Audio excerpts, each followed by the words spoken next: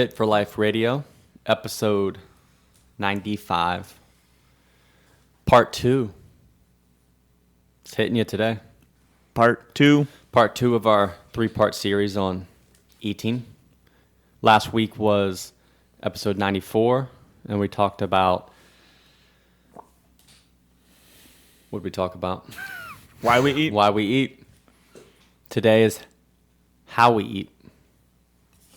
With your mouth. We'll see you guys later. Next week is what we eat, which is the one that everyone always wants to start with. Everyone right? focuses with that, but it's the least important one, I think. When New Year's hits and people are like, I'm going on a diet, what do? Pull up a list of, something like Whole 30. I'm going to eat salad. What to eat, what not to eat. Yeah, I got to stop eating, enter whatever food. troublesome food. Or cereal. Food. I don't know, white food. Yeah, food deemed as bad. And that's what people focus on. And we see how that works, though. But as we addressed last week, you can do that for a little bit, but if you don't address the why you're eating, you may end None up of that even matters. with the same patterns, right? That's probably the hardest, the why, because it gets into some deep emotional issues. Mm-hmm. And how you manage your stress in your day-to-day. This week in the how, the how can possibly make the biggest impact, and it's not the most challenging. So we'll kind of dive in, but on the surface, it's really just when we say how we eat, for the most part, we're talking about undistracted, or you're eating distracted. You'd like to eat undistracted, but yeah, what's your distraction level when you're eating, the speed at which you're eating, that's going to be the biggest thing. The stress around your eating, all that really matters. And typically, if you're eating distracted while you're doing other stuff, it's probably is stuff that maybe has you stressed out. Like you're eating through, you're working through your lunch, but you're just trying to shove a bunch of food down your gullet real quick. It's going to be pretty stressed eating. Mm-hmm. And a lot of times people think that when they're approaching their diet and nutrition that they need more, right? I need something more challenging. Maybe that's why whatever I tried in the past didn't work. But the reality is, if you just ask people to eat slowly and mindfully, it's super simple and it almost seems like it's not enough. Elementary. Yeah. Like, I'm better than that. But for most people, they can make the progress they want to make and never have to go further than that. Yeah. Then just eat slowly and mindfully. And not distracted. Just look at your food. Because you'll end up maybe reaching satiety and noticing it. And then so you end up eating less overall, which for most people is all they need to do. Yeah. If you're not trying to get six-pack lean, you just want to lose some body fat, get to a healthy BMI, improve some blood markers, you may just need to eat less of everything you're currently eating. Yeah. You don't have to change everything. You just have to eat less of it, right? So eating mindfully and slowly. Why is it so difficult? Doesn't seem difficult. You may think you already do it, but we would challenge you to set a timer and see how long it takes. See if you can make it 20 minutes. Try putting down your utensil between bites, chewing a ton. Take a breath. Yeah, you'll realize how fast and distracted you eat. Yeah, and how often you do it. Like, how often do you sit in front of the TV and eat? And I'm guilty of it too. Like, or computer. Yeah, or a computer. Or phone. Phone, iPad, all of the above. And because we're so surrounded by that, it seems so normal, right? Like, that's part of our everyday life, so we don't even think twice that, like, I'm just going to eat while I watch TV, or I'm going to eat while I do a little bit of work. And maybe don't realize how that impacts, maybe that's why you're not full ever, because your brain is doing something completely different when you're getting those I'm satisfied signals, and you blow right through it, and, you're still hungry afterwards, because you can't get those signals at all. But yeah, it's very normal for that to happen to people, or very common. How about that? Because it's not normal. And here's the thing with eating slowly and mindfully versus distracted and fast. You may not need to dive into a lot of things that frustrate a lot of people, which is like, is fruit bad? Are carbs bad? Diving into all these things that are argued all the time, because you don't need any tool. There's nothing you need to do it, No. right? You don't need a certain food. You don't need a certain meal timing. You don't need anything. You can do it whether you're on the road, whether you're at home, whether you're on vacation. Yeah, you can always do it because it's just you and food. Yeah. And that's it. There's no excuse. You don't need any special meal supplement. You don't need any nothing. All you have to do is stop and say, I'm going to eat undistracted. And slow. The So only thing just you can sit there say- with you and your plate. The only thing someone could say that would get in the way is, I don't have time. I don't have 20 minutes to eat. Which then we would counter with, okay, well, first let's dive into that. Let's do a food time journal. Yeah, And every record 15 minutes. 15 minutes, every 15-minute increment of your day. And you're going to find. There is, I say always, and that's a hard, I guess a very definite thing. But there's always time for somebody. If you scroll Facebook for 2 hours a day, you have time to eat mindfully. And you could say that eating more mindful is, like we've alluded to, more important than when you eat, what you eat, and being perfect with everything, right? Yeah, for sure. So people try to create these meal plans and make everything perfect and research intermittent fasting or research eating more frequently and worry about all this stuff when it's just like, put down your phone and just chew your food. Yeah. And focus on just being present That's it. and noticing maybe when you're full, when you're stuffed, when you're satisfied. And you'll probably realize that you might, when you actually pay attention, you might understand what it really means to be full or satisfied. Whereas, when you're distracted, you're not giving yourself that chance. Mm-hmm. So I think it's good to just be aware of like what's going on in your own body, right? If we're super distracted all the time, we're never going to know, right? Because you can't pay attention to yourself. Mm-hmm. So, it's just a layer of like accountability and, I'll even say like some form of, like you're tracking yourself. Like, how do I feel when I do X, Y, and Z? And that's good to be able to do. Yeah. And here's the thing. Most people have the habit of eating when they're not hungry and eating beyond full or eating when we're full, right? Yeah. So think those two things right there involve consuming more than we need. And we're just out of tune with the signals, or we're slightly in tune and we just blow right past them, right?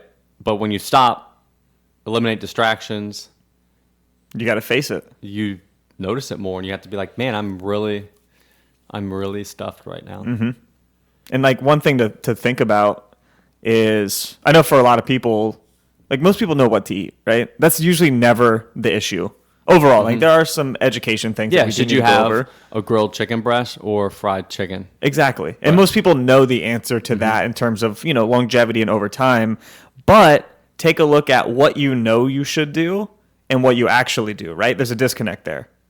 If, you're not in the place that you want to be. And then somewhere in the middle, which is, the why or the how, like you have to address it. And, sitting and eating more mindfully can make that better. The difference between what you should do and what you actually do. So it's a really good step towards bridging that gap between the two. Yeah. And what one major thing you're trying to do is just disrupt patterns, right? Like say you do, while you're at your work desk working away on your computer and you have a jar of M&Ms and you reach and you grab them and that could eventually be a habit that's thoughtless and you don't even think about doing it. Yeah, you just do it. So if you're like, wait a second, I'm eating these M&Ms. Why am I eating them? I have lunch in an hour. I ate breakfast 2-3 hours ago. It's just I'm not going to starve to immediate, death. man. Man, I'm eating them because they're right here, easily available. And It's so automatic. it's just a habit, right? So now by stopping, eliminating distractions, being more mindful, you notice these like this example pattern and then can disrupt it hopefully and be like, well, if these M&Ms weren't at my desk, I would not be eating them right now. So boom, solution, move the jar to another part of the room or Yeah. office or house. Or Bam. dump them out. Yeah, right there. Say you eat, I mean, you could easily eat 800 calories of M&Ms that way. A couple handfuls at a time. So without doing a diet, eliminating food groups, doing this, doing that, you could have made a change that will help you make drastic progress. And all you did was notice and work on how you're eating. Yeah, I have it. That's it. That's simple. And sometimes, again, it's almost too simple to where people are like, nah, that's not enough, Not enough effort goes into that, and Yeah. that makes people uncomfortable, I think. Yeah. And again, this is a tool that you can use anywhere, anytime, any place, right? So there's really no excuse besides how much do you really want to change? Yeah, not wanting to do it or not wanting to feel maybe uncomfortable for a little bit. I was chatting with someone the other day and kind of brought up the real power of journaling and logging your food. It's not so much, well, part of it can be, to track calories and learn the calories, but really it just brings super awareness. Yeah. It eliminates distraction for that moment for you to really think about what you're eating. And I told him, look, we were just chatting and I'm like, what's your diet like? And of course they like name off what they eat. I was like, well, just give me go through a day. And it's like perfect, right? Mm-hmm. So, It always is. it's like, man, if you ate like that, and this person was about 40 pounds over where they know they need to be or want to be. Mm-hmm. So obviously there's more to it, right? And it's like, and I'm like, okay, well, maybe that is a day or two, but there has to be something, ask them to dig a little deeper. And then eventually we get to where they mention, well, you know what, if sweets or my spouse gets a pie and it comes in the house, I end up eating it all, right? But we kind of choose to block those out. And so now all of a sudden I said, hey, write down, not track portions or count the calories, literally just write down every single thing you eat for a week so we can find these hidden calories, quote unquote. But the reality is, if someone committed to doing that, they would end up eating less because, say, when they normally would go and, I just ate a whole pie, but if they're writing it down, they really don't want to report. No. But then the fact that they're like, maybe they catch themselves, 11 p.m., they're just bored, opening the fridge, I'm going to eat this pie. But since they have to write it down, they are very likely to then not eat the entire pie. Because they don't want to report to whoever it is that, or even to themselves that like, hey, I just ate a whole pie. Yep. Because nobody wants to do that really, you know? And if you have this list, if you're literally writing down everything you eat, you're going to start to judge yourself. Yeah, you're like, right? damn, I ate a whole pie. Like, and I didn't even need that. Yeah. Yeah. And that's, and again, like you powerful, said, dude. We kind of know what we're supposed to be doing. yeah. Would eating an extra apple be good, or would eating an entire apple pie be better? People know, I should probably just have the apple. Yeah. Right? So again, that's another way of how we eat. So really what you're doing there is you're finding all the times you eat out of habit and mindlessly and changing that, right? Bringing awareness to it, to how you're eating, to are you just eating without any thought whatsoever. One thing we recommend people do is, if you are tracking your calories or something like that, journaling, plan your day ahead of time. Yeah. Again, this is another way that's kind of how we eat. Do you eat reactively? So you just wake up, we call it like vacation eating. Yeah. No plan, and you just kind of get to a point where you're like, I need to eat. I need to get something. And you just go get something randomly, whatever. Maybe you drove and you saw that Burger King has new milkshakes, and you're like, that sounds good, I'm going to get a milkshake. And then while you're there, you also get fries, burger, milkshake. Or do you eat proactively? You kind of plan your day out ahead of time. Hey, I'm going to eat at this time, and have this meal, this portion this way. Everything's in control. Which day do you think is going to be more helpful? Proactive, The proactive baby. one. So how do you eat? Reactively, proactively? it's going to make a big difference. Huge difference. And even if you're just eating, again, not perfect meals, you're No. still going to be better proactively, right? Having some structure. Yeah. If you know me, you know I'm always on the run, up early and home late, so having a 3-hour morning routine isn't really in the cards for me. What is in the cards is AG1. It's a fast way to get vitamins and minerals I need to perform. I first gave AG1 a try because I wanted a single solution that helps support my entire body by filling in nutrient gaps and simplifying my morning routine. Since drinking AG1 daily, I've always felt strong and energized and ready to attack the day. Not only does AG1 deliver my daily dose of vitamins, minerals, pre- and probiotics, and more, it's a powerful, healthy habit that's also powerfully simple. It's one scoop mixed in water once a day and every day. I know that AG1 is giving my body high-quality nutrition. Every batch of AG1 goes through a rigorous testing process, so you know that it's safe. And AG1 ingredients are sourced for absorption, potency, and nutrition density. AG1 is a supplement that I trust to provide the support my body needs daily, and that's why I'm excited to welcome them as a new partner. Here is your chance to start every day this season with a gift to yourself. Try AG1 and get a free 1-year supply of vitamin D3K2 and 5 free AG1 travel packs with your first purchase exclusively at drinkag1.com/provengrit. That's drinkag1.com/provengrit. Check it out. If you know me, you know I'm always on the run, up early and home late, so having a 3-hour morning routine isn't really in the cards for me. What is in the cards is AG1. It's a fast way to get vitamins and minerals I need to perform. I first gave AG1 a try because I wanted a single solution that helps support my entire body by filling in nutrient gaps and simplifying my morning routine. Since drinking AG1 daily, I've always felt strong and energized and ready to attack the day. Not only does AG1 deliver my daily dose of vitamins, minerals, pre- and probiotics, and more, it's a powerful, healthy habit that's also powerfully simple.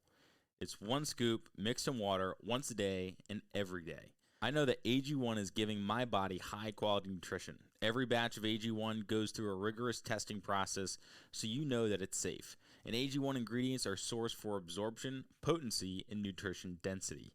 AG1 is a supplement that I trust to provide the support my body needs daily, and that's why I'm excited to welcome them as a new partner. Here is your chance to start every day this season with a gift to yourself. Try AG1 and get a free 1-year supply of vitamin D3K2 and 5 free AG1 travel packs with your first purchase exclusively at drinkag1.com/provengrit. That's drinkag1.com/provengrit. Check it out. Again, before we even get to the what, you see how powerful The how. can be. Yeah. And even, with planning your day, it doesn't mean that you prep all of your meals, right? Mm-hmm. All it means is that you might know, hey, I'm going to Chick-fil-A and I'm going to get this salad because I know that it, works for whatever my day should be. Mm-hmm. And you're good. You still have a plan, and it might not be what everyone's idea of planning is, but that's going to be better than knowing that, I'm going to Chick-fil-A for lunch, and you end up getting, 12-piece nugget, large fry, milkshake on a whim. When you have that plan, you can act better and make a better choice because of it. Yep. So let's dive in a little deeper with eating slower. Okay, so you've kind of brought some mindfulness things to how we eat in certain circumstances, but now actually eating. What does it entail? Eating slower. You could, for one, notice, do you eat slower or faster, maybe when you're around other people? There's been studies on this, but we actually kind of mimic what the other person is doing. Mm-hmm. How they're eating, their eating speed's almost like subconscious, but you may notice, when you get around friends versus family, right? Maybe how everyone eats or how fast you eat, or when you go to a restaurant versus do you scarf your food down? A home-cooked meal. These things all kind of affect it, right? And again, you don't have to be some perfect freak and have a stopwatch and time yourself. Just be more aware, right? And I know for me, whether I am with other people or whatever the situation is, It changes. if you just, but the habit that's easy to stick to is just put down your utensil between bites, or put down if you have like a hamburger or something you're holding. Yeah, put it 'Cause down. I can easily hold it, eat like 2 or 3 bites, not even finish chewing and swallowing. And then go for another one. Yeah, the bites that are already in my mouth. Yeah. And you go for another one. I'm the same. But then if you just put it down and stop. And you got to sit and chew. yeah, And and tell you at least swallow that bite, then grab another one. That's- It's going to make you and it's eat slower. simple. Just Yeah. put it down. That's it. Put it down. Take a freaking breath Yep. in between, bites or, getting more food. And that can help too. You're spacing it out. Yeah. And that kind of keeps you from, I don't know, getting a little too stressed out while you eat. Yeah. By keeping your breathing a little bit lower. So And here's the thing, when you're eating faster, it's going to lend itself to eating more. always. Right. And on the recent podcast with Andrew Huberman, he talked about how, I forget who he referenced, but essentially, which makes sense, they've kind of assumed that we're wired in evolution to, as people, humans, to eat as much as possible and as fast as possible, because we didn't know when our next meal Yeah. was. We didn't know, you weren't always safe, right? You had to. So you got to store it up and get it done quick. Yeah, if there's food around, there might be other animals that find that food. So it behooved you to gorge fast and furious. So like we've talked about a lot of times, like we're fighting against biology, like the environment we used to be in is not the same as what we're in now. So now we're freaking surrounded by food and we have to actually fight against that fast feeding. And someone listening could be like, oh, well, okay, yeah, if we're supposed to be like that, what's wrong with it? Well, what's wrong with it is we also didn't always have food available. Yeah. So, yeah, while you were wired to gorge and eat fast, there may then be 2 days where you don't have any food. Yeah. So if you want to replicate that, go Let's for do it. Eat once and then 2 days later you get to eat again. Yeah, but the and see problem how is you feel. people eat like that and then eat like that again 2 hours, 3 hours That's later. where the big issue comes in. And then eat again like that 2 or 3 hours later. Every Yeah, day. And then that's 4,000 calories you eat Yeah. every day. For weeks, months, years, and And decades. that's where 50 pounds of weight gain can come from. A lot of people haven't not eaten for more than 5 hours for a decade. Or for their whole life. Mm-hmm. And I think it's important, complete side note, and I've talked about it before, to know what it feels like to be hungry. Because one, we live in a time where there's food and you're going to be okay. So like letting yourself not eat for a little while is fine. You're not going to die. You're not going to starve. Your fridge is 10 feet away from you with food in it. So Now- if you go 12 hours, like you're going to be okay. And here's the thing.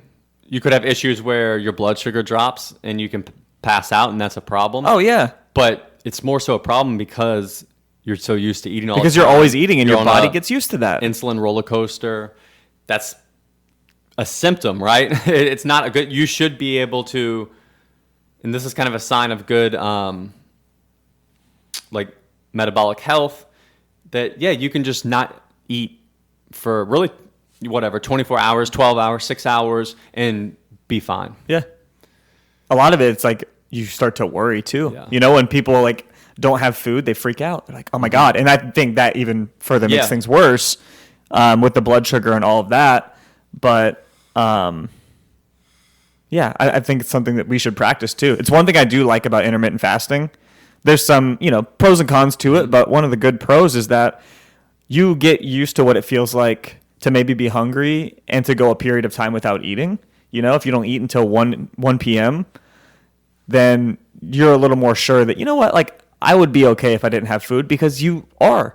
You wake up at 6 a.m. and then you're not eating for, 7 hours? Mm-hmm. That's pretty powerful, you know? And I think mentally that helps a lot of people out. So, Yeah, because your body has everything it needs, especially if you have, which everyone does, or you'd be dead. Body fat? Right? Ultimately, it can break down the body fat for the energy it needs. yeah, and that's what it's for. If it needs protein, it can break down protein tissue. Now, you don't really want that. That's No. why it's helpful to eat protein daily. so your body doesn't have to tap into that muscle. Yeah, because it's an expensive process. yeah. You don't want to do that. And then carbs, right? Your body can actually break down protein and turn them into carbs. It can put you into ketosis and use ketones for a lot of things it uses carbs for. So, yeah, if you don't eat, your body fasts and it has mechanisms to give itself what it needs, you know. You And- still do need water, though. yeah, Caveat. For anybody that's like, oh, I'm not going to eat, please drink water. yep. You can't live without that. And your body can make some water on its own too. For sure. Um, We don't have nearly as large of a supply as water as we do calories. Mm-hmm. So, not Yep. quite as long. so something to think about. Yeah. Got really sidetracked there. Being mindful with realizing you don't have to eat all the time. And the more body fat you have, the more stored energy you have, the longer you can go without eating. And you'll notice as you get leaner and lighter, it gets harder and harder because as your body fat lowers, your body sends stronger signals to like eat because it doesn't want you to starve to death. Right? Yeah. So, yeah, little bit of biology. Just a little side note. Now back little to something. How we eat. how we eat. So now we know bringing awareness, mindfulness, Put your fork down. eliminating distractions, slowing down via putting your utensils down between bites, stopping, chewing, breathing. All these things are going to help address the how of eating. Yeah. And something to take note too, if you're somebody who has a lot of like gastrointestinal problems or you always feel bloated or any of that after you eat, like you probably do eat too fast. And slowing down can just give your body time to actually digest your food too. So not, shoving a bunch of stuff essentially into your stomach at the same time. Like, yeah, it's going to have a hard time breaking it down because there's just too much of it there, and that'll, lead to Yeah. problems all throughout. It might be, I don't know, constipation or When people complain about bad digestion and stomach upset, ultimately your stomach wants to churn food into like a paste liquid. Yeah. So what do you think is going to lead to better digestion? If you turn it into paste in your mouth or you're swallowing like whole chunks of food? Yeah. 2 chews and swallow. How many chews should you do? What's the rule? I mean, I think Do you count? they say like, no, 30. 30 they say or whatever. But it's silly because it's, what are you eating, right? Exactly. So, for example, steak versus ground beef. Ground beef's closer to Steak's a lot of work, baby. Yeah, steaks can be more Yeah. more work. It's going to take more chews than a soft food that's already almost mushy and whatnot. I mean, that's another one, though, that can really help being more mindful is like just chew your food very, very well. Yeah. Instead of just taking like, 2 chomps and swallowing a whole bite of a steak. Because then you have essentially a steak that's not broken down by, your mechanical digestion, which is your teeth. And not just your mechanical digestion, its digestion starts in the mouth with your saliva. And the enzymes in your saliva It has enzymes that help. So the more time it spends in your mouth. I'm forever 16 years old, man. Yeah, Like, it's I always just hard not wonder to. When Do you ever grow out of it? you I don't grow think out so. and like jokes like that aren't funny. So now I'm thinking maybe it's when you become like a parent and then you inherit this certain responsibility gene at that point. But I just don't think so. Probably not. Nah. I think it's just how I know a lot of parents. we are. They're the same. They're the same way. So yeah, starts in the mouth. It starts in the mouth. Digestion, those enzymes, saliva enzymes. Yeah, so please chew your food. And I think a lot of those things happen together, right? If we're not chewing well, we're also probably shoving a lot of food in our mouth repeatedly. We're eating fast, take a couple of bites, swallow it, take a couple of bites without putting it down. And so all of these habits kind of do end up happening together. So slowing down and chewing is like the complete counter to the way a lot of people eat. And it's very helpful. Yeah. And then I was more going to save this for next week because then the what we eat can also affect the how and the why and ways. That's true. So that's where, the food, we'll get into the food choices they are important and can make a difference. But one example just to make you think is, so I had some rice cakes because I got them because, we're going to be traveling and stuff. And I forgot to even bring them.